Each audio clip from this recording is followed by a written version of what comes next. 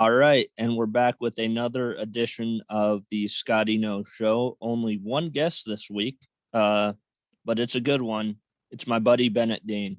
Bennett, how you doing? Pretty good, Scotty. How are you doing today? Good. You're the second Dean member of the clan to be on the show. How does it feel? I mean, I wish I would have been the first, but I mean, Bradley's a good guest to have, so it's fine. Yeah. You just got done with state baseball. Didn't go the way you probably would have hoped, but you did hit a home run. What's it feel like to hit home runs? I mean, it's a great feeling. Obviously, the one in state to walk it off against Watertown, probably one of the best feelings you ever have as a baseball player. I mean, as a kid, you kind of grow up dreaming that you'll get a walk-off hit in the state tournament, and especially in an elimination game too, like it was a great feeling. All right, and we're going to get into the topics before we get into our top five twins. First off, since the last time I recorded, the NBA Finals are over. The Milwaukee Bucks are your NBA champions. Your thoughts? I mean, I'm happy for Giannis just because like he was gonna get a ring eventually, and like I'm kind of glad it was this one. But like I'm a big CP3 guy, like I always have been. CP3's been one of my favorite players for a long time. I just really like how he plays the game. So it sucks that he didn't win one. And I thought D-Book played really well in the finals too. But I mean, for Giannis, it's definitely a legacy booster for sure. All right, I just noticed my camera wasn't on. Oh my god. But anyways, yeah, I agree. I'm glad that that Giannis got his ring. I'm glad it was in Milwaukee. I'm glad it wasn't in LA or anywhere else. I'm glad it's a smaller market, and it proves to, like, you know, maybe a Minnesota Timberwolves fan base or something like that, that even in a small market you can win a championship. Exactly, and especially if you put the right pieces around him. Like with the whole thing with Giannis is he's not really a great shooter, but Milwaukee did a good job surrounding him with guys that can shoot like Middleton and Holiday and PJ Tucker. So they did a really good job building this team. Yeah. And then you know, Aaron Rodgers reported to training camp. They also got Randall Cobb back for the Packers. You're a Vikings fan, right? Yep, big time Vikings fan. Yeah. So what are your thoughts on this? I mean, when the news came out on draft day that Rodgers had been wanted out of Green Bay, obviously that was a big news to Vikings fans and everyone in the NFC, and especially in the NFC North. But after time went on, a trade wasn't really likely, so you knew Rodgers was probably going to come back.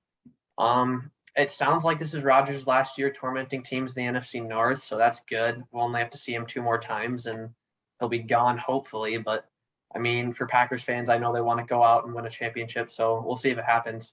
And it's interesting, too, because I saw him and Devontae posted the same thing on their Instagram story a couple days ago. The last dance, I think, is what they called it. Yeah, and then do you see what Tim Grover said, what Jordan's trainer said? What'd he say?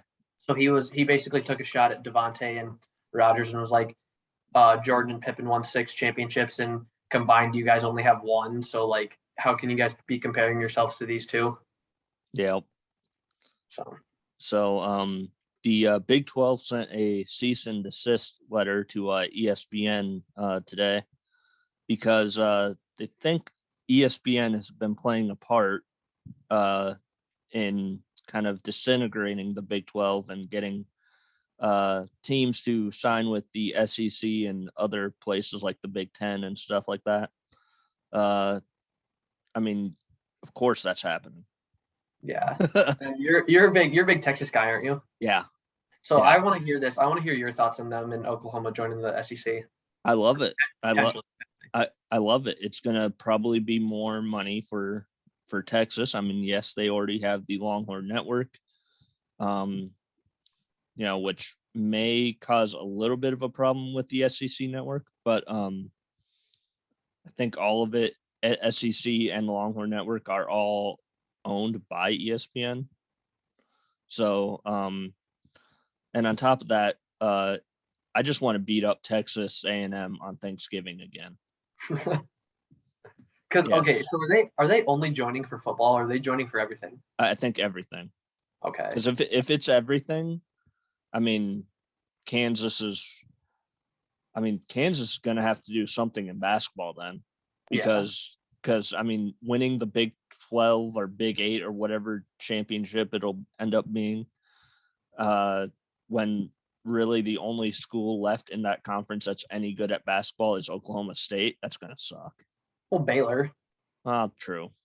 But Baylor's probably going to leave for like the Pac-12 or something. Yeah, that's true. I mean, it'll be interesting to see if Kansas tries to join like the Big Ten or something. Oh yeah. And But, and then finally, the Big Ten finally wins a NCAA title for the first time since 2000 or however long it's been. exactly.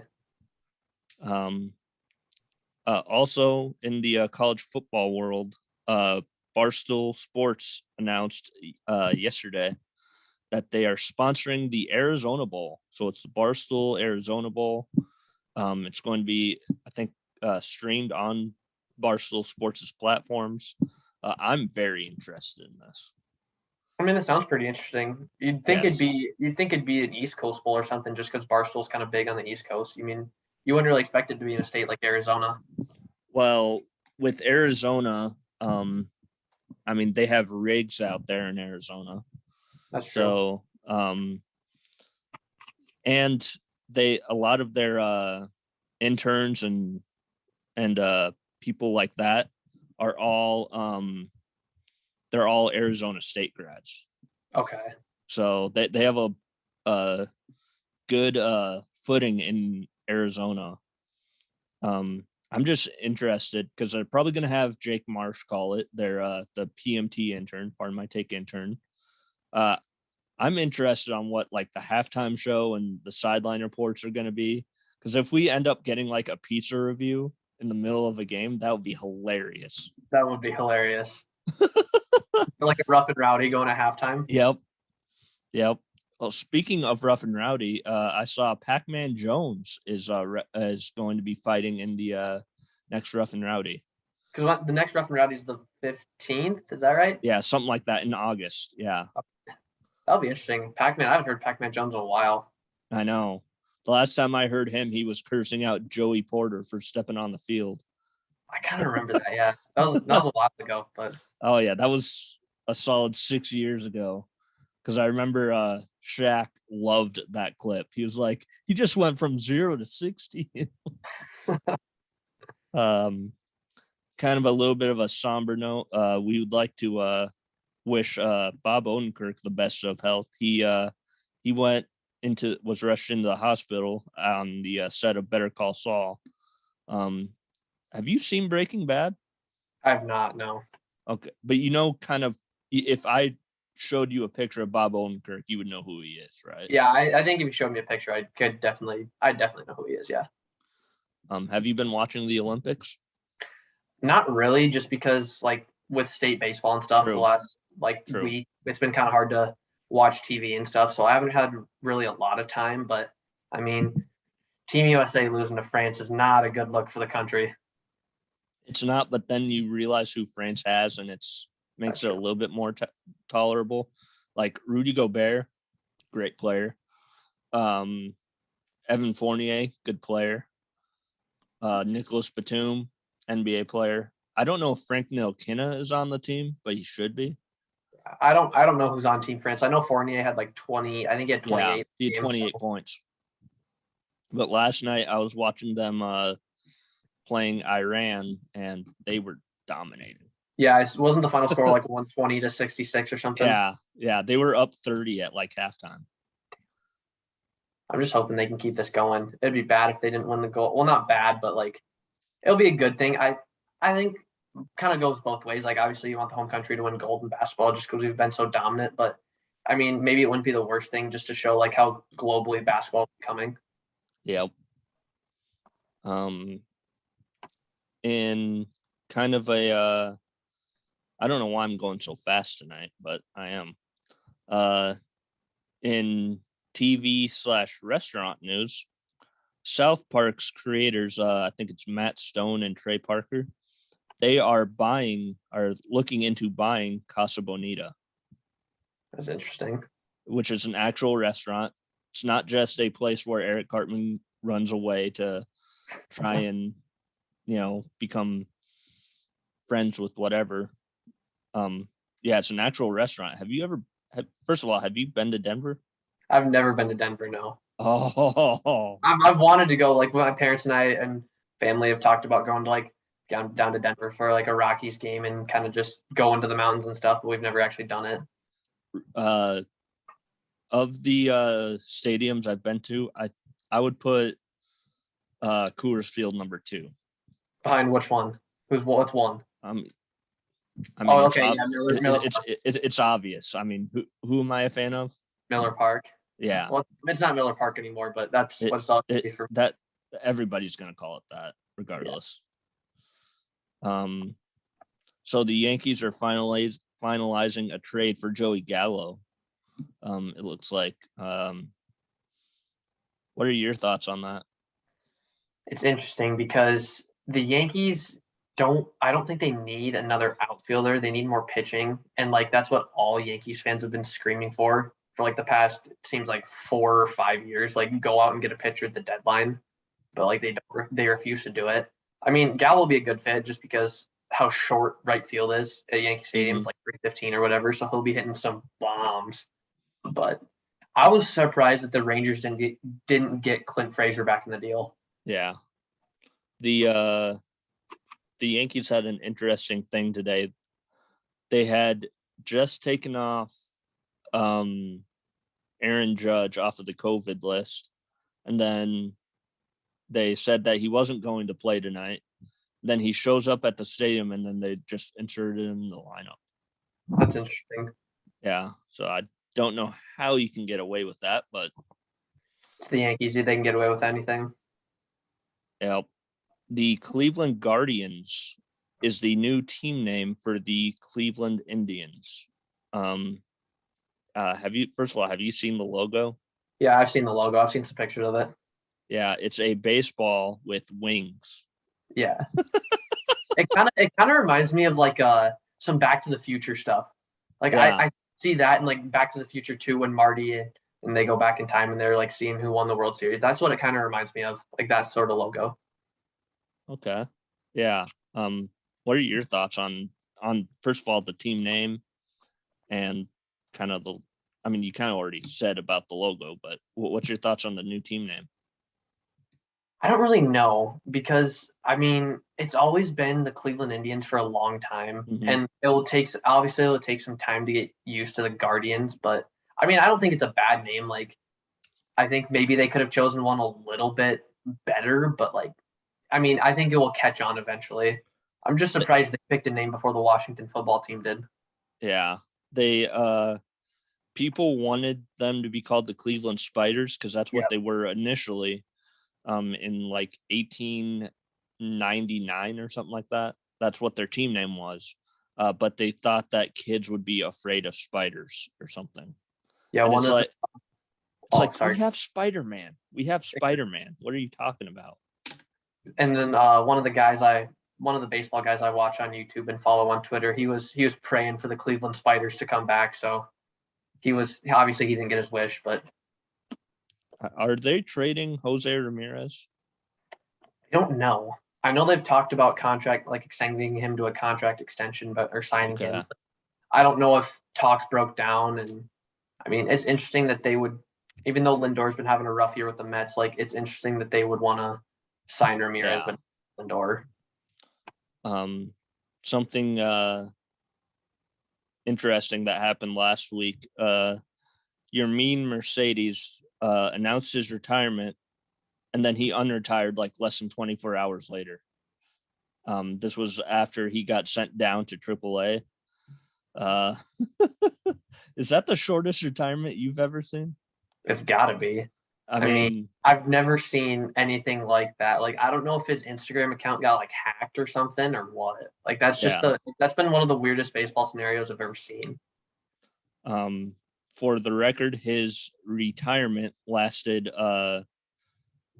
probably, I would say, if I'm doing math here, about 30 hours shorter than Britney Spears' first marriage.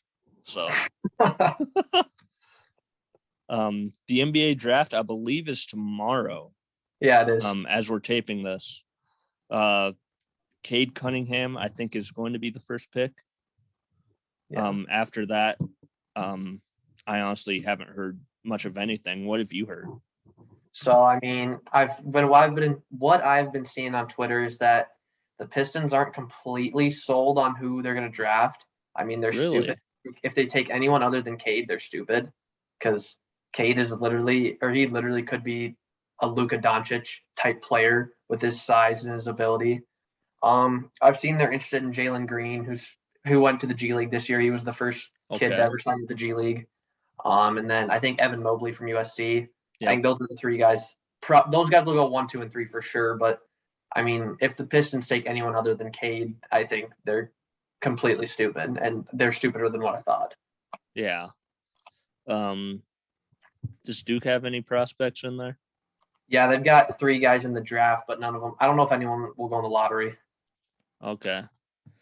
I saw on ESPN's NBA draft thing or NBA thing, they had some guy from Michigan. It wasn't Hunter Dickinson. Oh, was it Wagner? I think so. Yeah. Yeah, Wagner. That's Mo Wagner's brother, right? Yeah. Okay. Yeah. There's that. Jalen Suggs in the draft, or is he Is he in Gonzaga still? He's in the draft. Yeah. Okay.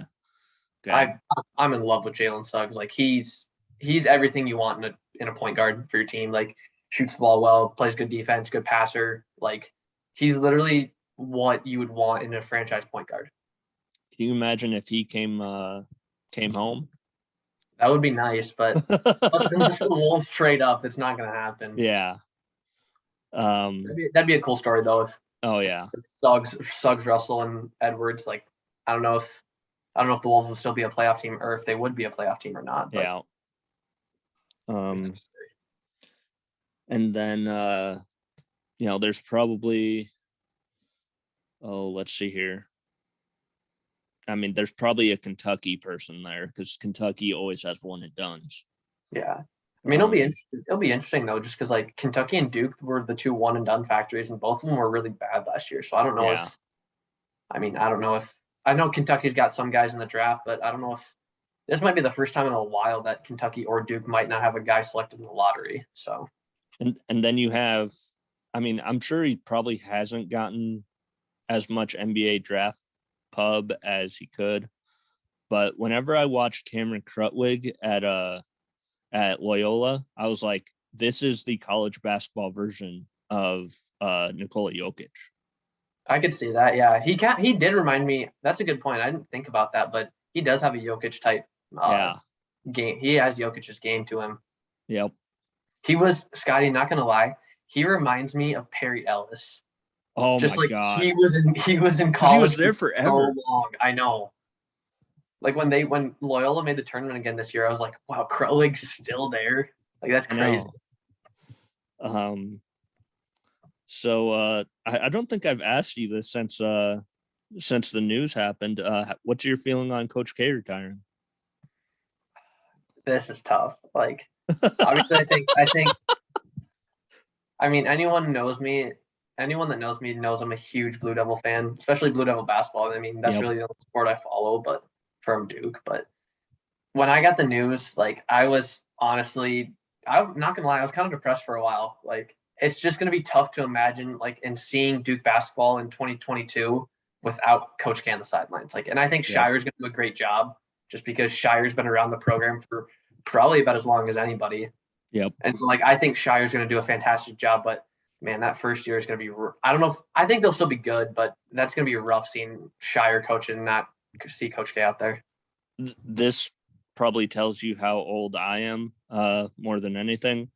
When I was I want to say a freshman or sophomore in high school, I did a PowerPoint presentation on John Shire.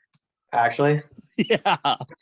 I don't even really remember watching Shire play. Like I remember obviously the 2010 national championship with Hayward and the shot, but that honestly was kind of my first Duke team that I remember. That was That would've been- Kyle Singler and Brian Zuback. Yeah, it would have been Zubak, Singler, Nolan Smith, Shire, and I think Lance Thomas. I think that was the starting five. But that was because I would have been like 7. So that was really the first team I remember. You were 7 in 2010? Yeah. In April 2010, I would have been 7. Jesus. I was graduating high school like a month later. Actually? Yeah. That's crazy. Goodness gracious. So we have our top 5 segment this week. It's our top 5 twins. You want to go first? You go first because I want to see who you put on there. And, okay. Scotty, should we give the people some context on how this top 5? Yes, go ahead. I think you want me to say it or you want to say it? Yes, you say it. And also I want you to go first because my list is going to be much different than yours. Okay. So how this top 5 started this week was I tweeted out, I think was it Sunday? Yes. So on Sunday I tweeted out when I found out the news that the Twins and Byron Buxton, who's my favorite player in the Twins, they'd broken down contract extensions. And so I tweeted out how the Twins would be stupid to trade Buxton because when he's on the field, they win games, and he is obviously a talented baseball player, so he should get the money that he deserves.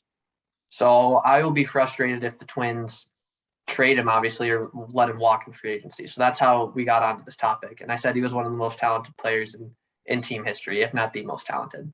So. How you feeling about Nelson Cruz being gone? I mean, it sucks, but I mean, with the way the season's going, it was probably going to happen. And like the Twins have stated that they're going to try and compete again in 22. So Nelson could come back on free agent deal again. So we'll see. But I mean, ever since Cruz got traded, Brent Rooker's been up and he's been hitting the ball really well. So we'll see if he plays well the rest of the year, and he could very well be the full-time DH going forward. So I'm gonna have you go first, actually. All right. So my 5th greatest Twin of all time, surprisingly not a Hall of Famer. Career kind of got cut short by injuries, but Tony Oliva at number 5. Ooh, okay. That's I feel like that's everybody's grandfather's favorite player. Yeah, Tony Oliva. I mean, obviously my dad watched him play more than I did. Like, obviously I wasn't alive, but I mean, Tony Oliva is one of the greatest hitters in Twins history, if not the greatest. But I think he won the batting title his rookie year. I don't know for sure, but I know exceptional hitter. Career kind of got cut short by injuries, but if his career didn't get cut short, he would definitely be a Hall of Famer. So one thing I wanted to point out when I asked you to come up with your top 5 Twins, I don't know if you noticed, but I didn't specify Minnesota. Okay, that's fair. But so I'm gonna go Minnesota. So I have a bunch of celebrity twins. Okay. Just to make it funny. Okay.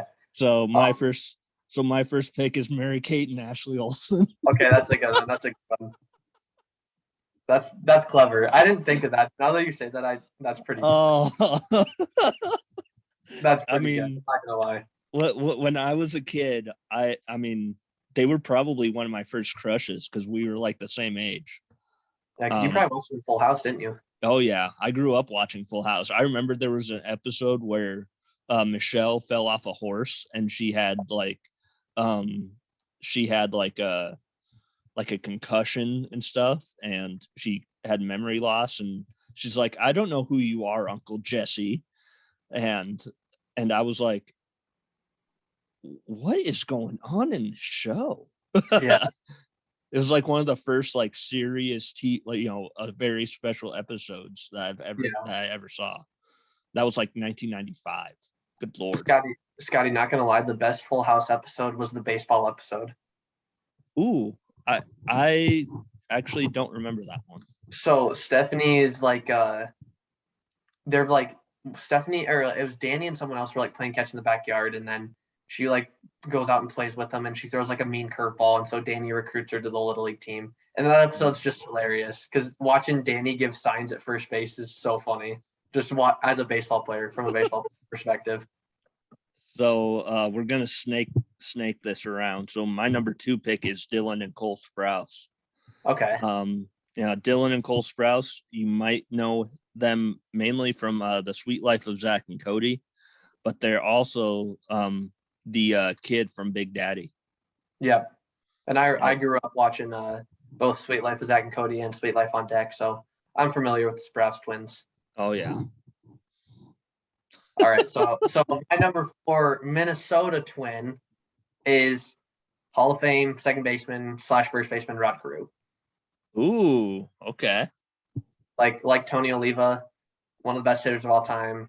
He wasn't really a big power guy, but he did everything you wanted. He got on base, always had a high average, high on base percentage. Like he was always one of those guys that you'd always want on your team. Yep, he was a very good contact hitter. I think I've seen only one of his games though, and that was the on the MLB's greatest games list. He plays in it, but it's the game where Sandy Koufax throws like a no-hitter in the World Series. Oh, okay, yeah, that would have been, I think, 65. 65. Dodgers and Twins played in 65. Yeah. So my number 3 greatest Minnesota Twin of all time. Once again, like Tony Oliva, career got cut short because of injuries. Although he did end up making the Hall of Fame, Kirby Puckett. Ooh, okay. I mean, Kirby was, like I said, Kirby wasn't the greatest. Like he wasn't the most powerful guy in the world, but he was just complete all-around baseball player. Clutch as hell.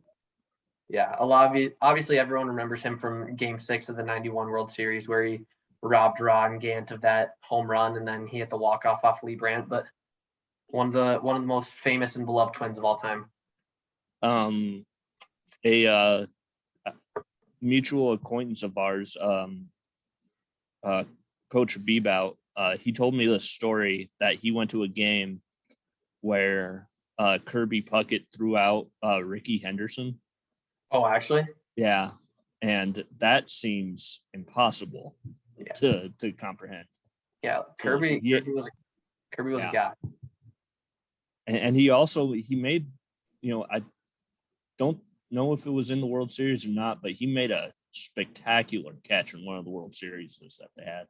Yeah, I think it was 91 when he robbed Ron Gant up against the glass. Yeah, that was Game 6. Because I've actually read into some stuff, and he said like before the game, like because he had been struggling that World Series, and he said I'm gonna put the team on my back today, and we're gonna go get this win. And I think he ended up going like 2 for 3 or 2 for 4 with the catch and the home run. So as great as he was towards the end of his life, it kind of soured a little bit. Had a few instances. He also, I think did he become blind in like one eye at one point? Yeah, he that's why he had to retire because I think he had glaucoma. If I'm not, I think that's what it was. But I know he had some sort of eye condition where I think that's why he had to retire. I know that. I remember in the late 90s, there was I don't think him and Garnett's careers like ever intersected. I think he retired before Garnett played. But I remember there was a time when on the Minnesota sports Mount Rushmore, you would have put Kirby, Garnett, Moss, and somebody else. Probably AP. Yeah, but like this was like all happening at like the same time. Oh, at the same time, yeah. Because I think Kirby retired in '96. I don't know what. I know it was in the mid '90s era. Yeah, so like once he retired, the person that picked that mantle back up for him, probably for Minnesota sports, probably was Garnett. Hey, would the fourth person been Chris Carter? Probably. I'll say that's probably who it would. Yeah, because around I think 94 or 95 was the year Carter had like 122 catches.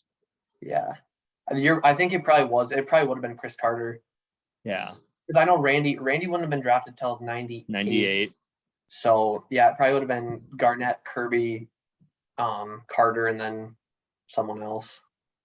All right. So my number 3 pick, because my sisters actually made me watch this show more often than I probably would have normally actually watched. It's the sister duo of Tia and Tamara Mowry. I'm not gonna lie, never heard. You've never heard of Sister? No, never. Oh my Was god. that a 90s thing? Yes, it was. Okay, then like I know some stuff from the 90s, but like I wasn't a huge like I'm not a huge like 90s It's on TV. Netflix, I believe. It was a show where you had twin sisters. I think they might have fought over the same guys or something like that. It was not a show a 6 or 7-year-old boy would have normally wanted to watch, but it was on that like ABC TGIF lineup with I think it might have been the lead end of Boy Meets World. Okay. So So that makes sense. yeah. So T and Tamara Mowry. Number 4, they got Facebook stolen from them, the Winklevoss twins. Never heard of them either, Scotty. I'm not gonna lie. Have you not seen the Social Network? No, I've never seen it. Oh my god. Is that a movie? Yes, it's about the creation of Facebook. No, never seen it. So and you know how big of a movie guy I am too. So yep. I'll add that one to We're gonna have to talk about your some of your favorite movies too. Okay. But the way it went is, I believe it was Mark Zuckerberg and the Winklevoss twins, and then whoever Andrew Garfield was. Okay. They all went in together to try and create Facebook. And the Winklevoss twins, who were like a pair of brothers that were like heavy into rowing at Harvard, they kind of got taken out of the trust, so to speak, of Facebook. So they kind of got screwed out of owning Facebook from Zuckerberg. That sucks. Yeah, they were played by Armie Hammer in that movie, and Armie Hammer is only one person. That always just screws with my mind whenever you see one person play two people. Mm-hmm. I don't know how they do that. Like the Olsen twins. Exactly, but this was this was one person playing two roles at the same time. Okay.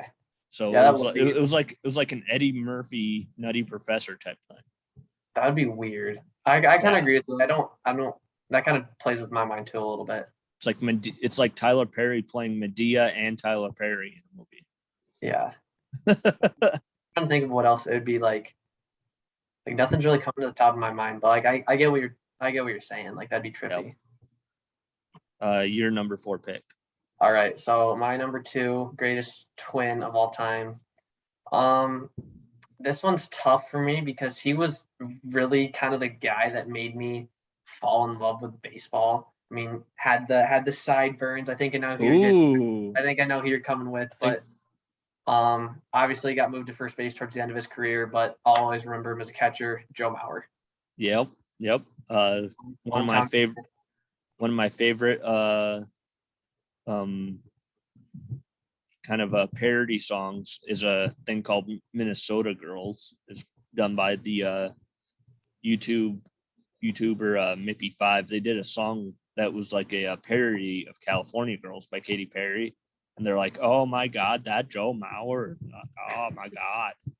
And this was like 2012. That's funny.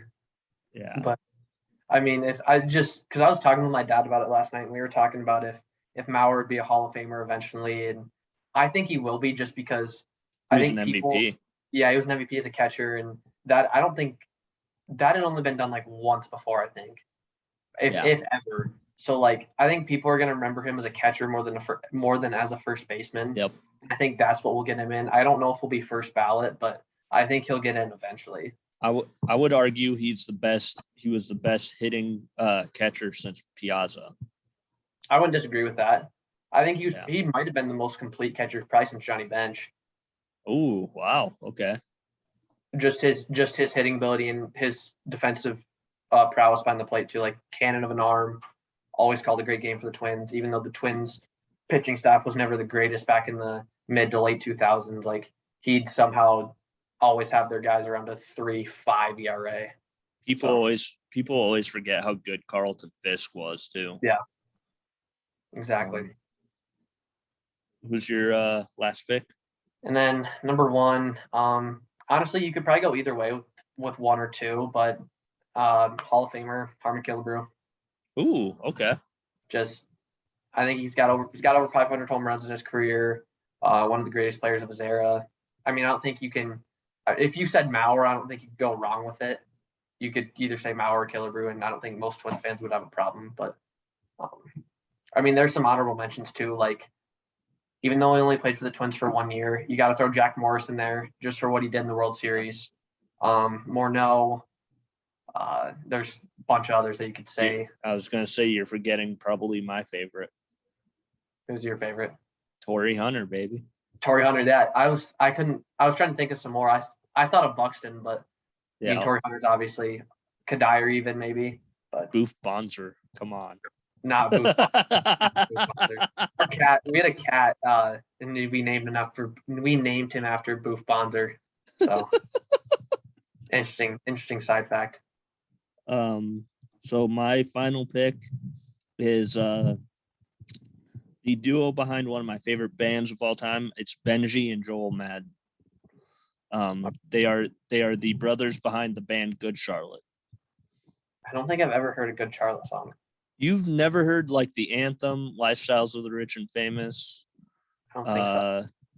Oh, maybe if you played it, because are they a 90s band? Or are they more 80s?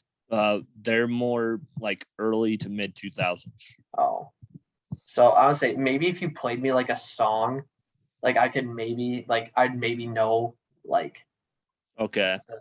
I don't know how to describe, not the chorus, but like I'd probably know it if I heard it. We're gonna pause this real quick, and I'm gonna play you something. All right, and we're back.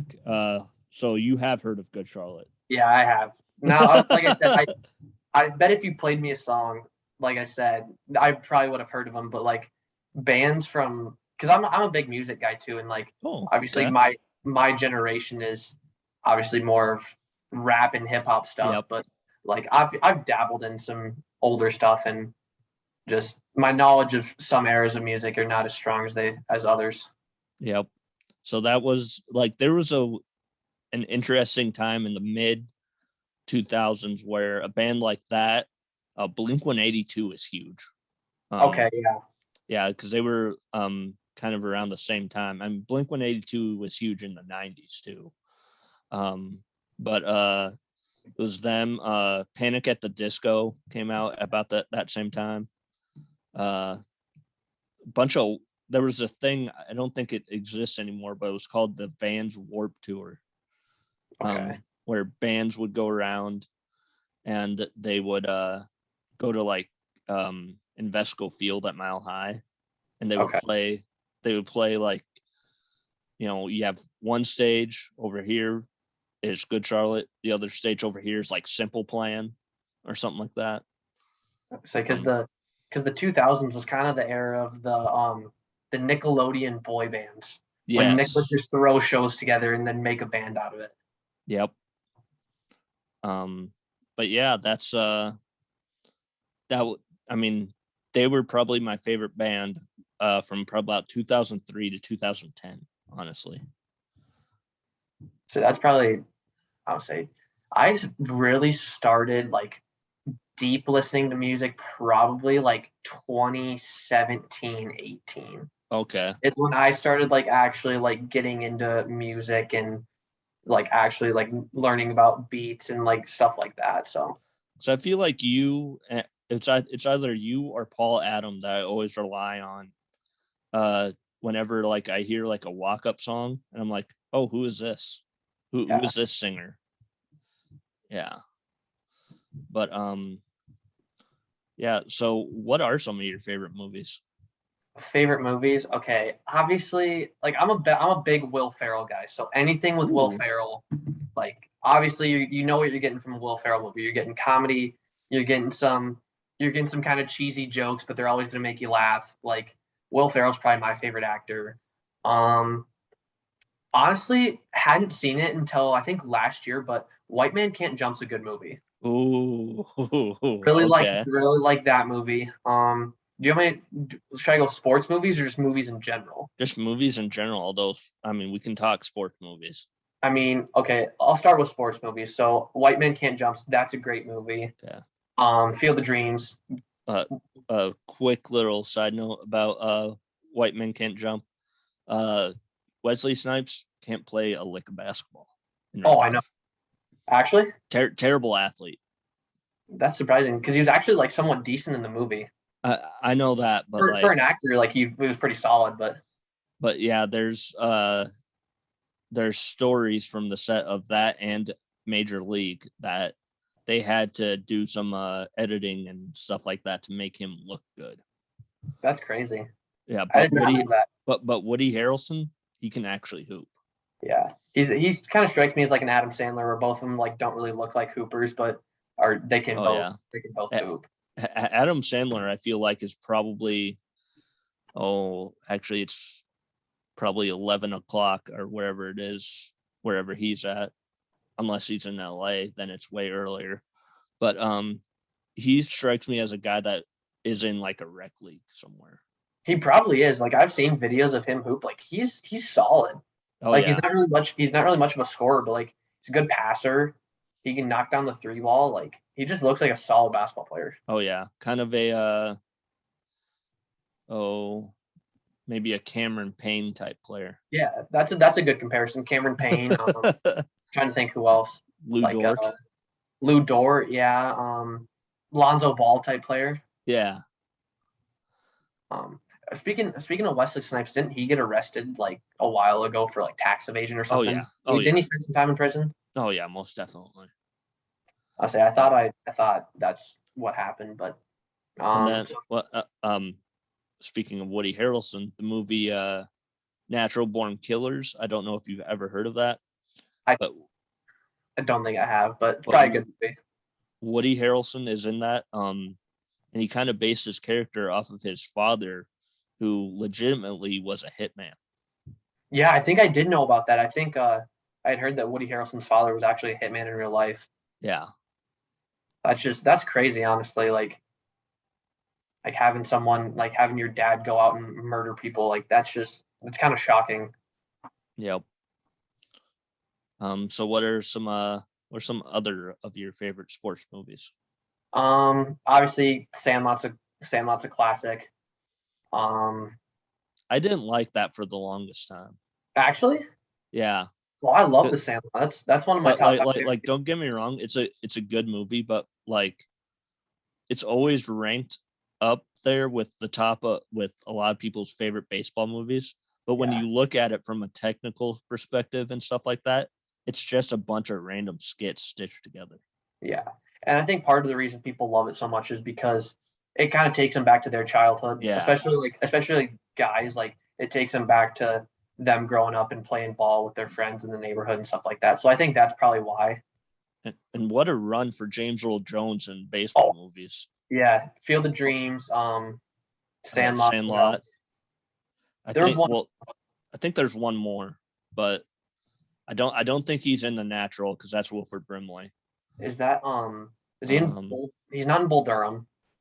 Is he in? I don't think he's in 8 Men Out because that by the way, that is a great movie. Have you seen 8 Men Out? Never seen it, but I want to. Okay. It's about the 1919 Chicago Black Sox scandal. Yeah, I with Shoeless Joe. Mm-hmm. But what are some others? I gotta go. I think this is probably a top 3 sports movie of all time. Hoosiers. You're not a big fan of Hoosiers? I'm not. Why? What do you like about it? I mean, it does have probably one of the better pre-game pump-up speeches. You know, the whole in my mind, we're going to be winners or whatever that is. It's got that, but there's something lacking in it, and I don't quite know what it is. But then there's also the fact that it's kind of not true. They definitely kind of they stretched it a little bit, but I know it's based off that 19 I think 50 whatever. Milan, Indiana, or something like that. Yeah, I know it's based off a real team and how they actually won the state championship. Yeah. But and also the fact that like the whole Jimmy Chitwood thing, like Jimmy's the best. he Doesn't hit. He is. But yeah, I don't know. I my personal favorite basketball movie is Blue Chips. Blue Chips. I've never seen it. Okay, so I'm glad. Yeah, give me a little rundown. Okay, I'll give you a little bit about it. So Nick Nolte plays Pete Bell. He's a coach at Western University. He's recruiting a bunch of players for his team. There's a guy who's I think is from the inner city of Chicago. Another guy from Indiana that Larry Bird helps him pick up. Yeah, Larry Bird actually makes a cameo in this. Okay. The best part of the entire movie is Bob Cousy is the athletic director. Actually, that's pretty dope. Yeah, and there's a scene where him and Nick Nolte are talking, and he's just shooting free throws and not missing at all. And like that actually he wasn't supposed to do that. Really... Like he was just like not missing at all. But then he also gets a guy from New Orleans.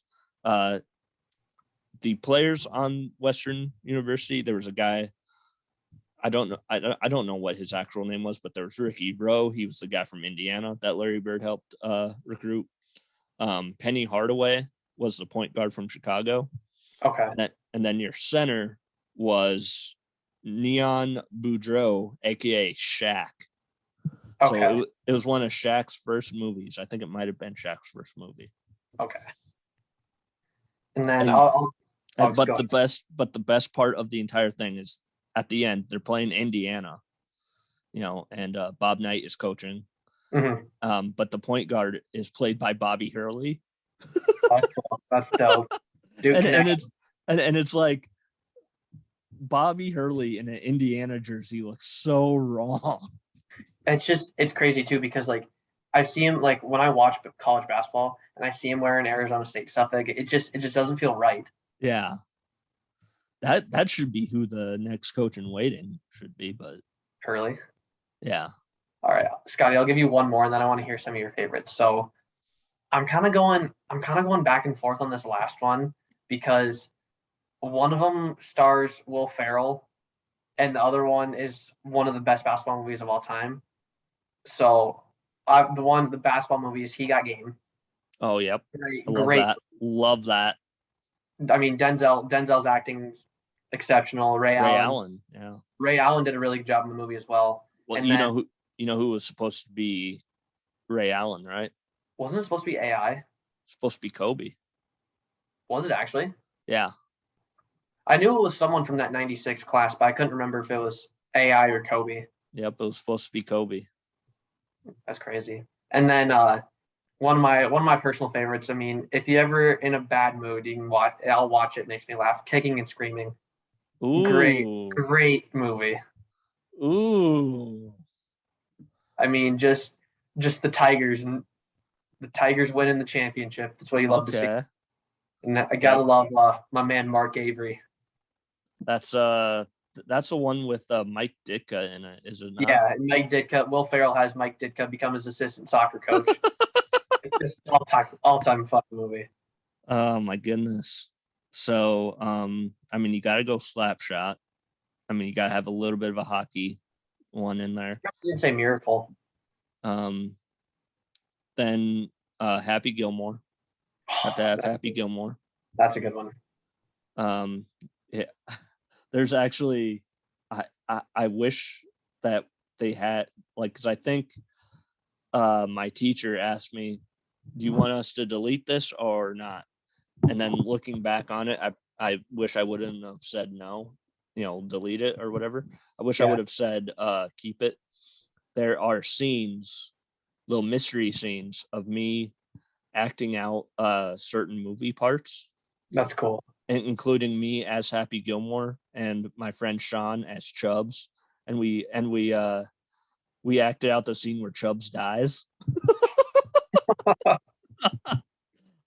Oh my god! You didn't do the old ninth grade at 9. You didn't do that one? No, we didn't. We did that, and then Rocky. We did the scene where he's running through the streets, but instead of us running through the streets, it was just me grabbing a bunch of elementary school kids and having them run behind me. That's pretty funny. That's pretty good. Oh my goodness. But I mean, yeah, you would go the Rocky movies, but specifically Rocky 4. That's the one with the Russians, and if I can change, everybody can change. Rocky 3 does hold a special place in my heart, mainly because Hulk Hogan is in it. Basketball. I mean, yeah, you already mentioned He Got Game. White Men Can't Jump. Because I feel kind of the big three for basketball movies are Hoosiers, White Men Can't Jump, and He Got Game, and then Coach Carter in there as well. That's exactly what I was going to put next. Would be Coach Carter, which is wild when you find out that the guy who played Coach Carter are not Samuel L. Jackson, but the guy who inspired Coach Carter, the actual Ken Carter, was at that time that the movie was being made was a slam ball coach. Actually? Yeah. That's cool. And I don't know, do you know what slam ball is? Yeah, slam ball was like that's where the professor got to start on the and one mixtape. Yeah, that's what it was. But wasn't slam ball like they played on like trampolines and stuff and just I've seen some old clips of that, yeah. Supposedly they're bringing it back. That's gonna be cool. Yeah. And that's gonna be insane if they do. I'm looking so forward to that because it's basically football mixed with basketball. Yeah. It'll be interesting to see who they get to join it. Like if they get some retired NBA guys or if they get some of the like popular basketball like YouTubers and content creators and stuff. Yep. Football movies, Necessary Roughness. Love Necessary Roughness. Then there's it's kind of a cheesy movie, but I love the comebacks. Okay. Not The Blind Side? The Blind Side is okay, but it's also, I mean, it's a case of there's a lot of non-truth to that. Yeah. Yeah. Like SJ was not like a little kid. He was like a full-grown adult, I think. Yeah. Friday Night Lights. Give me both the TV show and the movie. Give me them both. TV show, I think, is still probably one of the greatest TV shows of all time. And then, I mean, you can't go wrong with The Waterboy or Little Giants. Yard. Ooh. The annexation of Puerto Rico. See, when I was a kid, I looked like the little nerd kid in that movie. And like I always got compared to him. And it drove me bonkers. That is a good movie though. It is. I don't know if it's considered a sports movie, but have you ever seen Simon Birch? I have not, no. Okay. Give me a little rundown on what it's about. So it's kind of this, they could not make this movie in today's world, but it's kind of like this special needs kid of sorts. And he can hold his breath underwater for 125 seconds or something like that. But there's a scene, I'm gonna spoil it a little bit here for you. Don't worry. It's a movie that's 20 plus years old. Okay. But he hits the ball and it's a foul ball, and this woman, I think it's somebody's mom, played by Ashley Judd, is just walking, and it hits her, and the ball hits her in the head, and she dies. It's so bad. He's like, funny. I'm sorry. Such a bad movie. Oh, that's too funny. Oh my god. Oh my god. music wise. Okay. You want me to give you some artists who I listen to? Yes.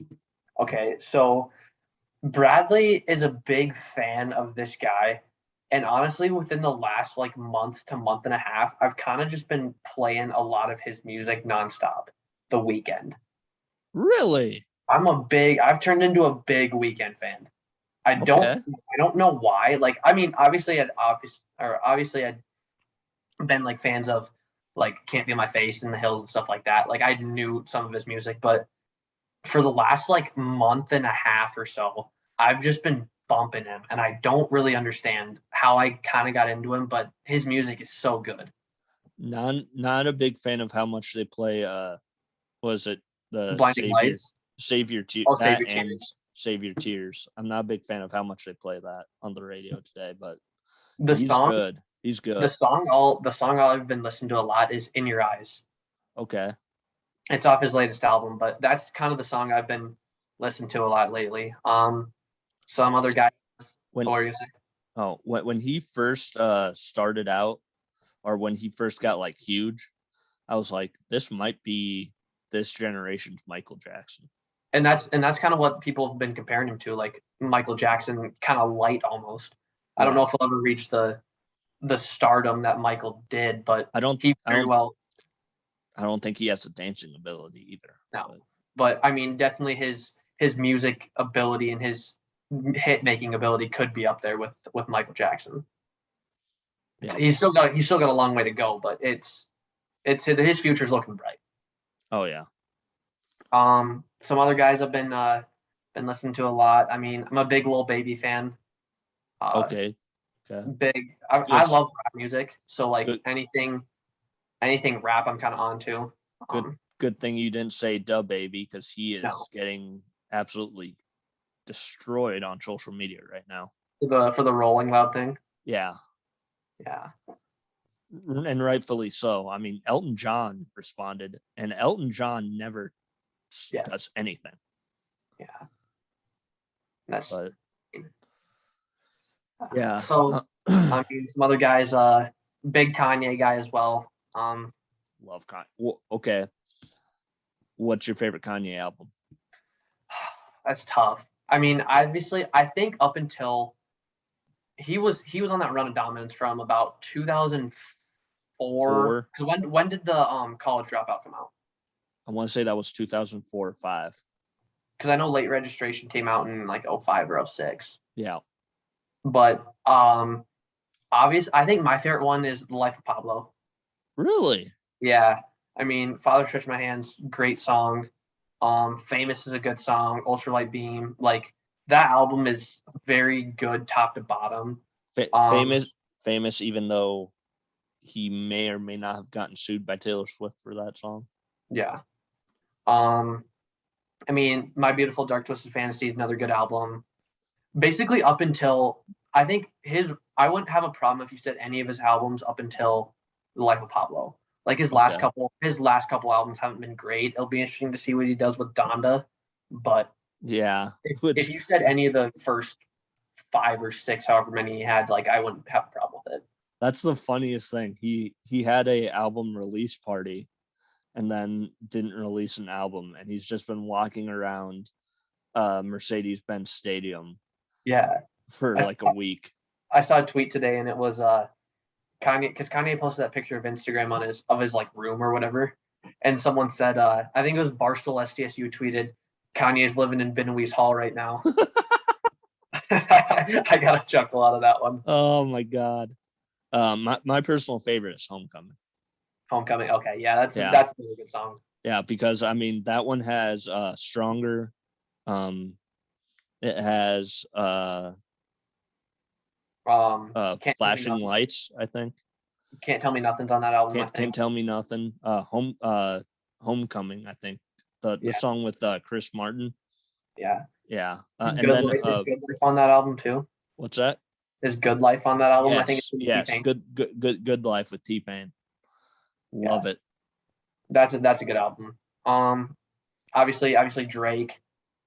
Just because like Drake's kind of been the GOAT of especially my generation, just like all of his work that he's had. And I like anything he produces or makes, it's a hit. Like he just makes hits. Yeah.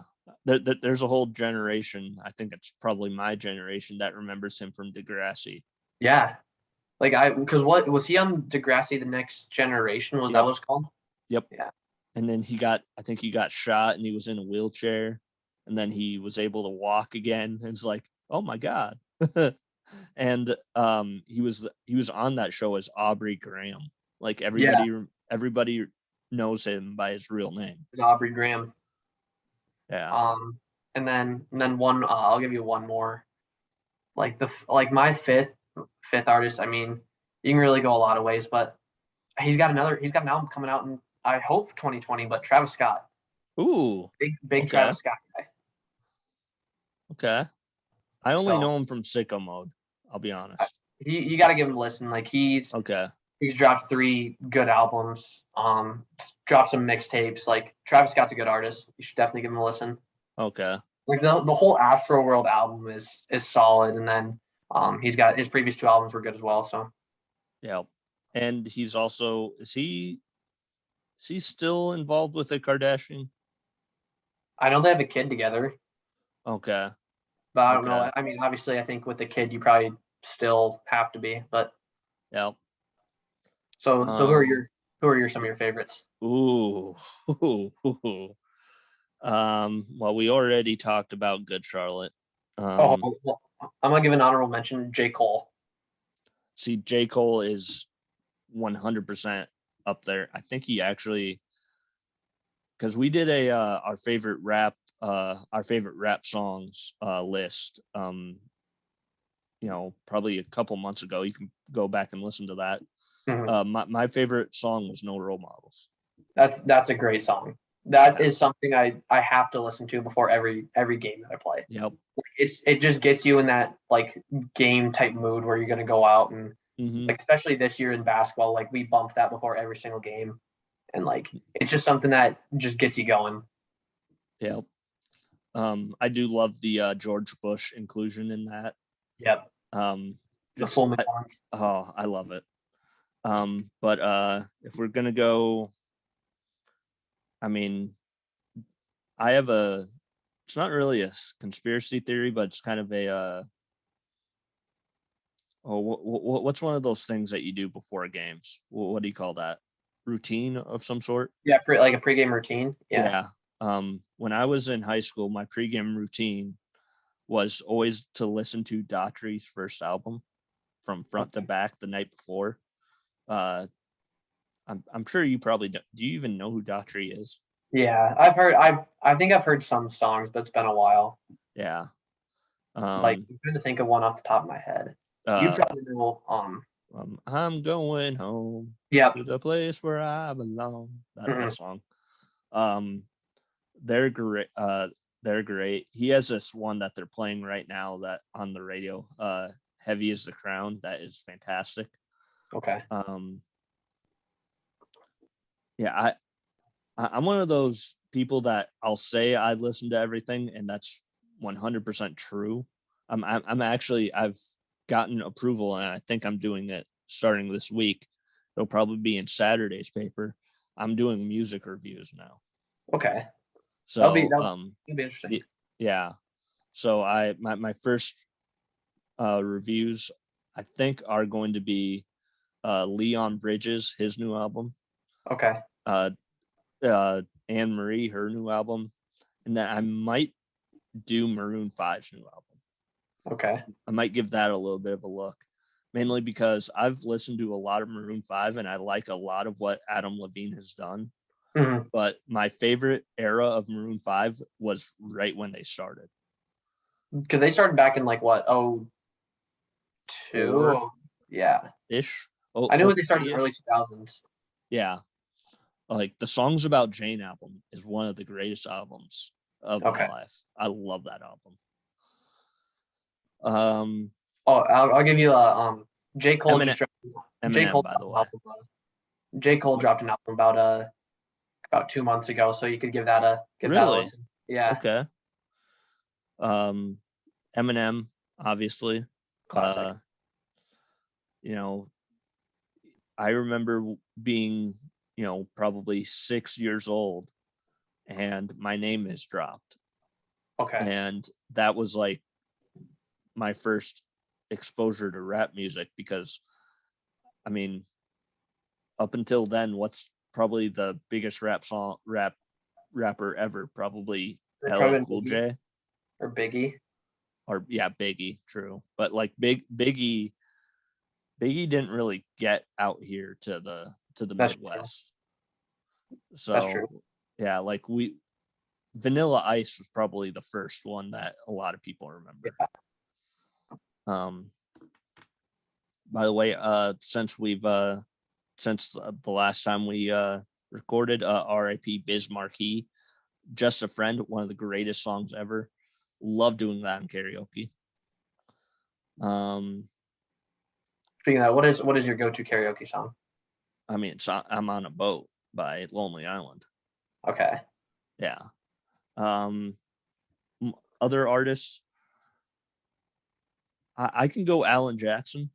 Okay. If we have to go country, I'll go Alan Jackson. I think he's better than George Strait. I think he's better than Garth Brooks. I think Garth Brooks is heavily overrated. Mm-hmm. Rock wise, give me Def Leppard. Honestly, I love Def Leppard. Pour Some Sugar on Me, one of the greatest songs ever. Yep. Rap wise, I mean, we've already talked of a few people. J. Cole is great. Kanye's great. I love T-Pain. I've seen T-Pain in concert before. Incredible. Interestingly enough, though, he had just released Best Love Song, and the concert was on Valentine's Day, and he didn't perform it. And I was like, how in the hell do you perform Best Love Song on Valentine's Day? That seems kind of odd. Yeah. That was a great concert because it was him, Gym Class Heroes, and Out of Sight in the same concert. Okay. And Out of Sight was that Tonight Is the Night, that song. Yeah. Gym Class Heroes was awesome because I did not realize Travie McCoy was that tall. Okay. Bruno Mars. Okay. Give me Bruno, because Bruno might be this generation's Prince. If The Weeknd is this generation's Michael Jackson, I could get down with that. Bruno is Prince, because Bruno can play instruments. Yeah, and Bruno's a better. I'd say he's a better singer than The Weeknd is. Yep. Just like Prince was probably a little bit better singer than Michael Jackson was. Yeah. Ooh, that's. Oh, we might have to get into a debate over Prince and Michael Jackson. But, don't get me wrong. Michael was a great singer, but I mean, yeah, Prince was his too. So yeah, and just like The Weeknd is, The Weeknd's a great singer. So, controversial pick, I would actually put Miley up there on my list. I mean, when she started out, she was very Disney-fied. Party in the USA and The Climb. All-time classic. Which one? Party in the USA? Party in the USA, all-time classic. That is the definition of how to turn any room full of sad people and you instantly get them excited and happy and pumped up. Well, there's a list out there of, and not to make this racial or anything, but there's a list of songs that get white people turned. That's on there. Yeah, I've seen that YouTube video before. Yeah, and it's like Mr. Brightside by the Killers, another great band. I mean, we could go on and on. Exactly. But I do have a song recommendation for you, since you like rap music, and we were just talking about Miley Cyrus. There is a mashup of Biggie and Miley Cyrus. Okay. It's called Party and Bullshit in the USA. It's mixing Party and Bullshit by Biggie and Party in the USA, and it's like the perfect mashing of Biggie and Miley Cyrus, and it shouldn't work at all, but it does. That's interesting. Yeah. But Scotty, I'll tell you this. You know what? You want to know what's funny? So on the way to Sioux Falls on Thursday, the whole bus, we were just playing some sad music, and everyone on the team was singing to it. I don't know why. We were all saying we were down bad, but it was kind of a great experience. Like, we were all singing along to it, and I mean, it was a good experience. Okay. Something I'll probably never forget, when you've got 15 guys on a bus singing to sad music on the way to the state baseball tournament. Interesting. Like what kind of songs? I'm trying to think. Like, we played Ocean Eyes by Billie Eilish. Oh my word. Um, You didn't play the Hotline song from Logic, did you? no. Okay. I'm trying to think. I can't even really remember, but I remember playing that song. We were just playing a bunch of sad stuff for Okay. probably about an hour or so. Okay. And it was interesting, but I mean, like I said, it was kind of a great, almost bonding experience for all of us. I did have this conversation online a few weeks ago when I had kind of discovered how good Olivia Rodrigo was. Mm-hmm. I like Olivia Rodrigo over Billie Eilish every day of the week. See, I haven't really gotten into Olivia Rodrigo. Like, Okay. everyone's like, you gotta listen to her, but just like, I don't know. I hope she doesn't turn into these Disney stars of past, where they kind of are on Disney True. Channel, and then they go into, or they kind of spiral out of control, like Miley did. But tries to be a little too adult or something like that. yeah, and I think that's what happens with a lot of child stars. Yep, like Lindsay Lohan, Amanda Bynes. Yep, which Lindsay Lohan in like 2004 or 2005, like right around Mean Girls. Mm-hmm. I don't know if there was anybody that was hotter at that time. She was, oh boy. That's another good movie, Mean Girls.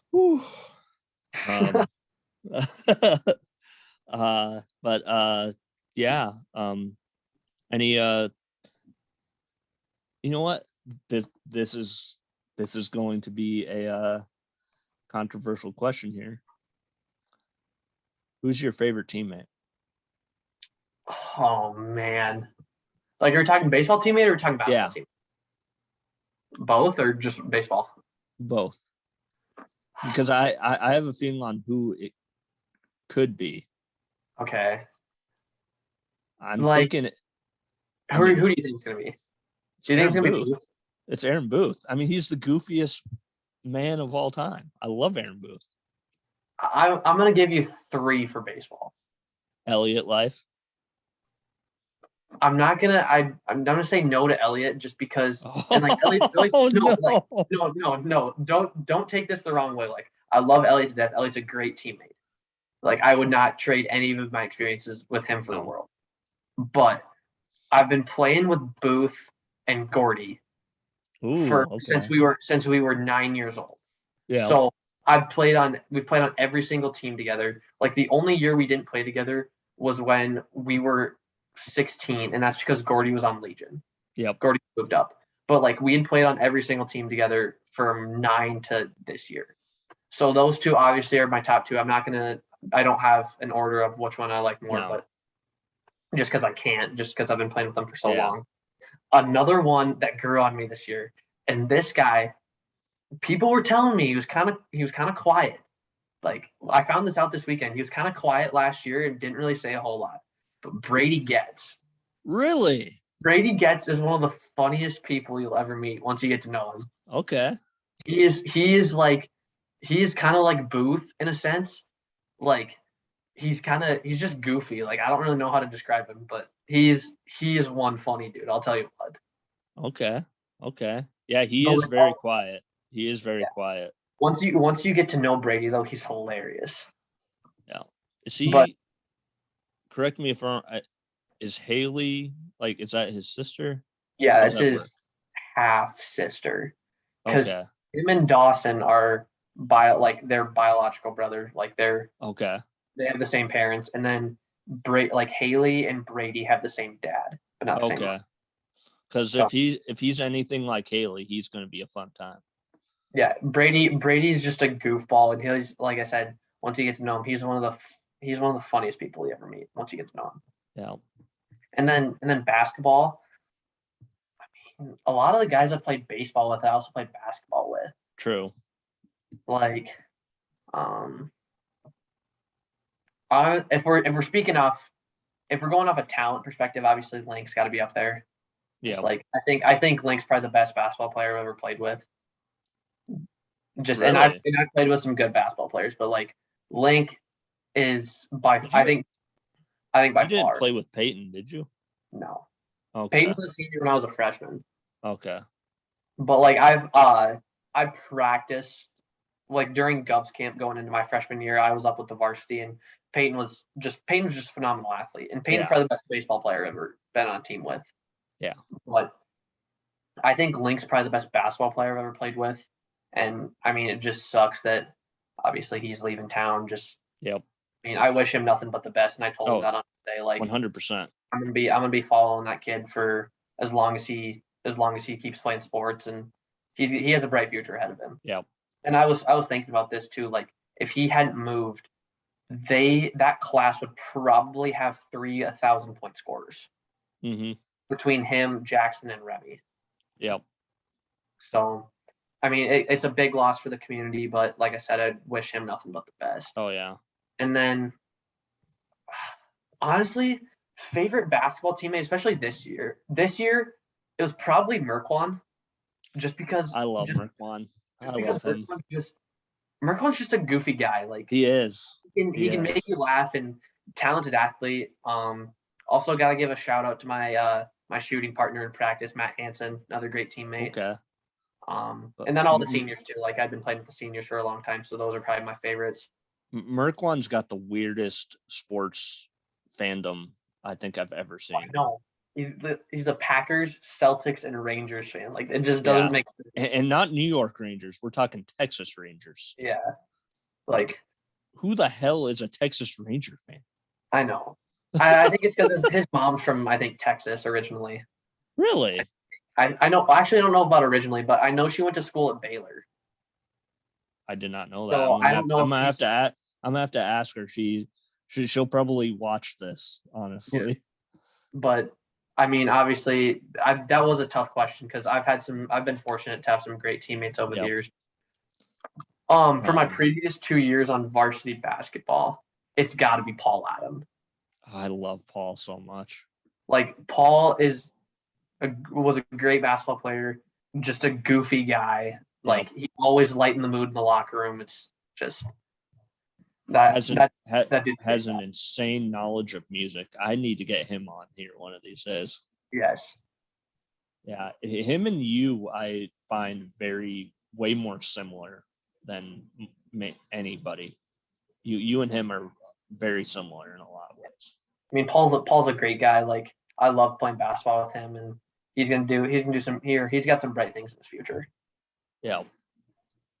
I'm glad nobody has ever asked me who my favorite athletes I've covered are, because it's impossible to narrow it down to like 5. Who are your top 10? Oh, geez, Jiminy Christmas. That way it's not as narrowed, but are we including my college people? You can go college. You can go maybe like 5 college and then 5 since you've been in Pierre. Okay, so college, it's easy. Number 1 would have to be Walters. Okay, yeah, I would say that Walters probably got to be on there for sure. No, number 2 would be Dom. Okay. Number 3 would be Zach Center. 4 would be Goddard. And then 5, I am going to throw you a curveball here. I'm going to go Seth Gross. He was a wrestler. Yep. National champion. Yep. As for, I mean, technically I have covered Logan Storley, but Logan is more of a guy that I've known since high school. Okay. Than he is an athlete that I've covered. I've known him forever. He's actually, I believe they're having a Bellator MMA fight here within the next couple of weeks in Sioux Falls. I might be getting him on. I will let the listeners and viewers of the show know if he's coming on or not. But he's 100% invited. As for high school, I'm going to have to go with one per school. Okay. And that's going to be tough. Yeah, that will be tough. Oh my God. I apologize to Mr. Zabel, but I have to go with your brother. Okay. I was saying Bradley, I knew Bradley was probably, if he wasn't going to be it was going to be at least an honorable mention. Yep. I'm surprised. Honestly, Scotty, when I was a freshman, you and this guy were really close, but I'm kind of shocked you didn't say Stover. Oh, Stover. Oh my God. Woo. Because I remember, like, I'd go to all the sporting events, and you and Stover would just be, were tight. Hamming it up. Yeah. Well, the thing with me and Stover is his cousin Bailey and I went to college together. So, okay. Like, I feel like I've known Stover forever. Okay, that makes sense. Yeah. Another great guy. I love Stover. Stover's a good dude.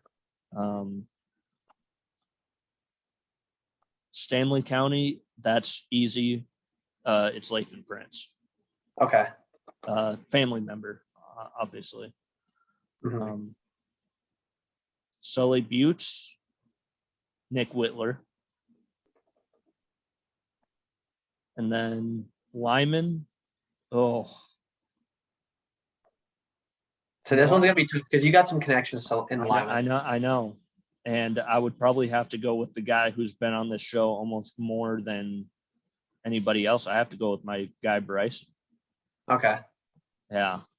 As much as I love Stockton, McClanahan, and Cruz Garnis, it's got to be Bryson because I've had him on the show plenty of times. And then if I'm going with an extra, because even though I don't cover these guys, Karst Hunter, I love Karst Hunter. Okay. Yeah. From Miller. Every time we play Miller, there's two people that come up and see me. And I don't know why I said we. I'm not a part of Stanley County's basketball team, but one is Karst Hunter and the other is Spencer Fernholz. Okay. Yeah, those two always come up to me. I was gonna say, I'm surprised you didn't say Bullwig. Ooh. Because even though Bullwig graduated from Pierre, like yeah, he played with Karst.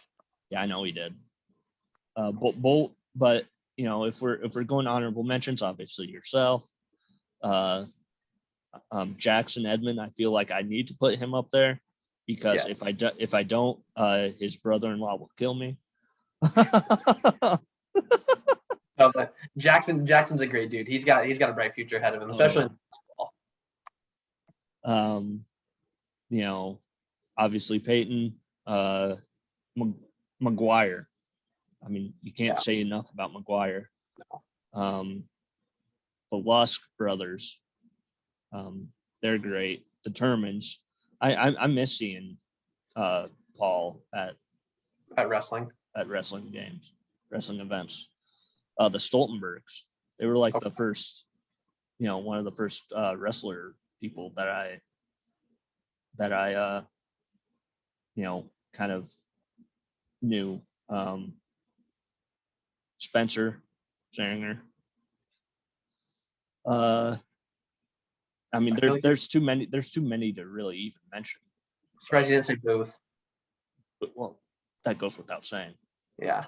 But still, my favorite thing that Booth ever did was signing out of like class as Brandy Love. That's still one of my favorite things that he's ever done.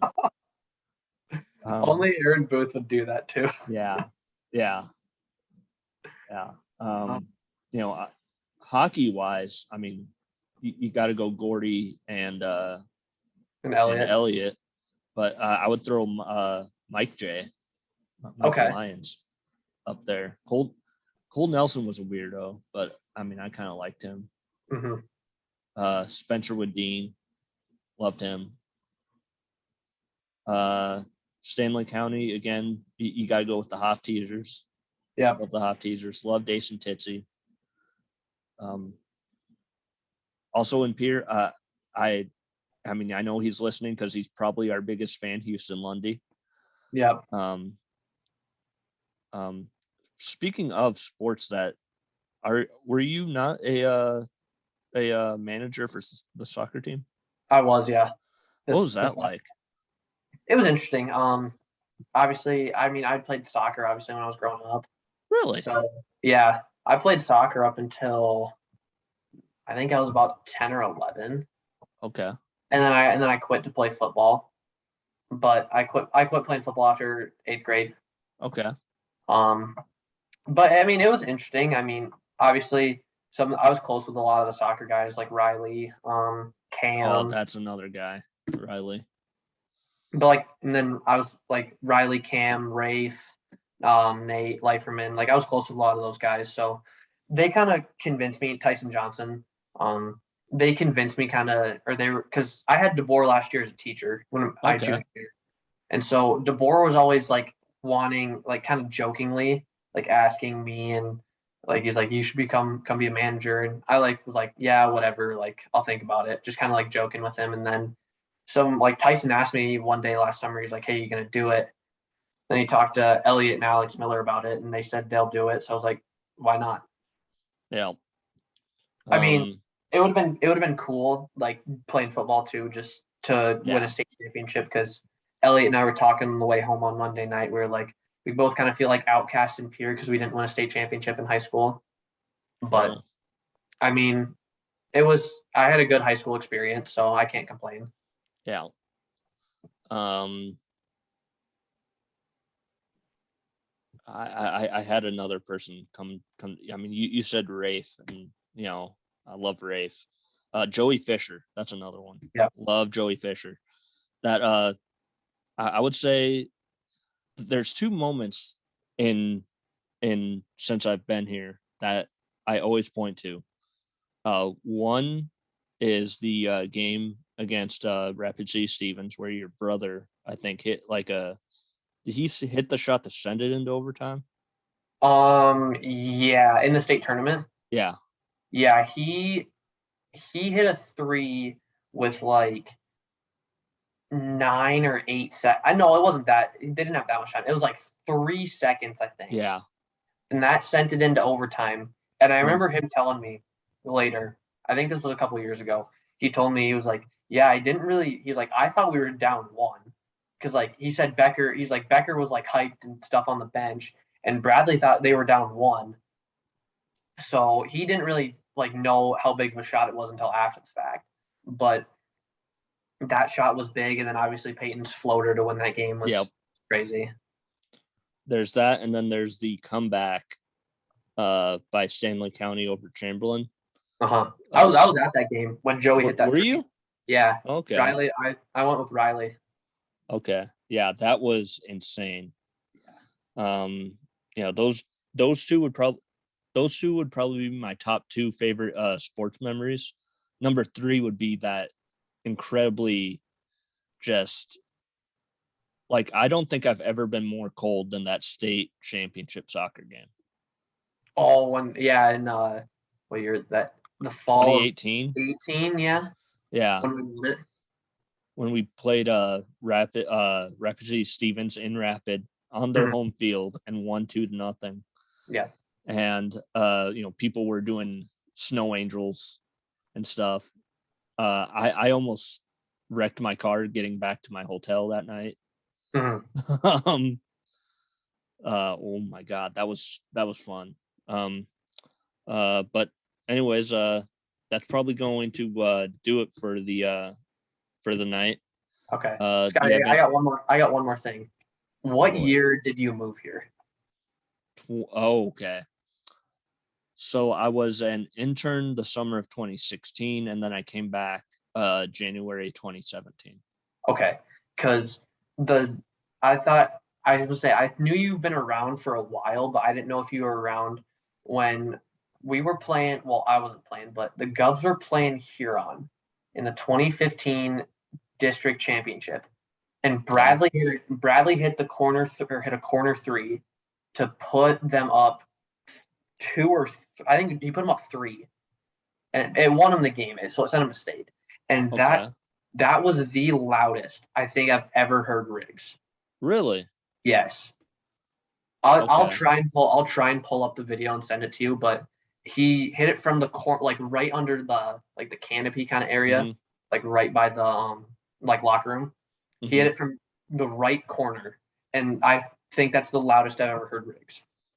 Oh, and this is gonna sound weird, but I mean there's a few athletes that have gone on to national prominence from other schools. Nash Hutmaker, who I love. Yeah. I'll see him every now and then. But I've always been intimidated by Matthew Morse. I don't know why. He's kind of a scary dude on the basketball court. Is he? And it was fun. It was fun playing against him the last 3 years. Just like, I mean, who knows what his future holds? Like, he could very well end up playing in the NBA someday. Yep. So just to say that you played against a Power 5 hooper, especially coming from a state like South Dakota, like you see a lot of guys going, or you see a decent amount of guys going to play at D1, like in SDSU or USD, but you don't see too many guys going to Wisconsin or a Power 5 school. So that was a fun time. And seeing his game, it reminds me a lot of a Sam Decker / Frank Kaminsky type of game. And so he's going to fit in perfectly with Wisconsin. And I think I hope he's able to come in right away as a freshman and compete for some minutes and provide a scoring spark either off the bench or in the starting lineup. I'm pretty sure he's graduated, but it would just make me laugh so much if Brad Davidson was still there somehow. I think he is. He's one of those players that's been there forever. He's a Perry Ellis type. Yeah. I think he is still there. I think with the COVID year, he might have got an extra year. Really? Yeah. Buzzcut Brad. Oh my God. Him and Bronson Koenig are the two Perry Ellises of Wisconsin basketball. Yeah. But you can stick around if you want. But do you have any closing remarks? I mean, thanks for having me on. It was a blast. All right. Thank you for coming on.